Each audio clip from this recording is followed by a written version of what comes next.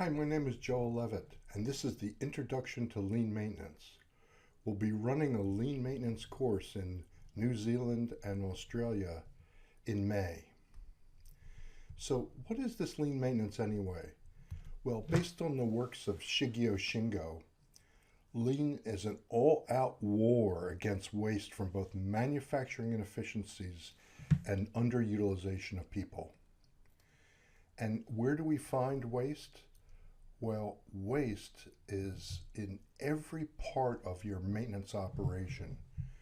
Every activity that you do has waste, whether it's breakdowns, shutdowns, supervision, planning and scheduling, any of the activities you do to do maintenance. There's often substantial waste that we can attack. We'll study the 5 steps.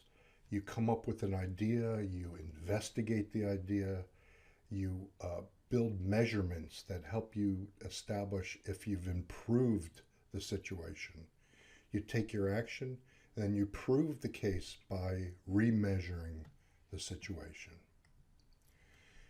We'll also learn how to design good lean maintenance projects.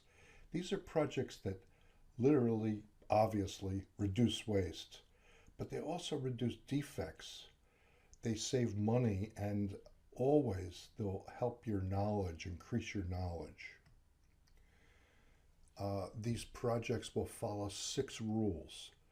Rule number 1, most important, go after the low-hanging fruit first. Look for the simplest, easy thing. We want to do something complicated and big. What we need to do in lean maintenance is do something small and obvious. The other rules are high probability of success, something that you can do within a couple weeks or a few weeks. Least investment. We're not looking for $1 million projects. We're looking at less than $500 projects and maybe less than $50 projects. The tools and materials should be the tools and materials around you.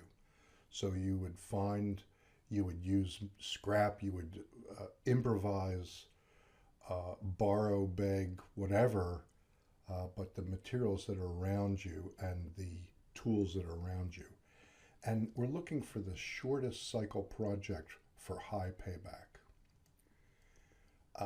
We did lean maintenance in a large school system in the States, and we found the best projects were the ones that required, some thinking, some testing, but the first one was a 7% decrease in electricity use by just setting the temperature 1 degree cooler. And that set point saves 7% in electricity. They have a lot of swimming pools. So they found a stabilizer chemical which made the chlorine last longer and saved them. It was no big deal, but it saved them $25 to $50 a week per pool in chlorine ads during the school season. And then finally, they found a filter which made their small boilers last longer, but the filter came with a secondary benefit, and that was it increased the warranty in the boiler. These were simple things. These were not highly engineered solutions, but they were great examples of lean maintenance projects. So I want to thank you for your attention and really hope to see you in the class. Thanks very much. See ya.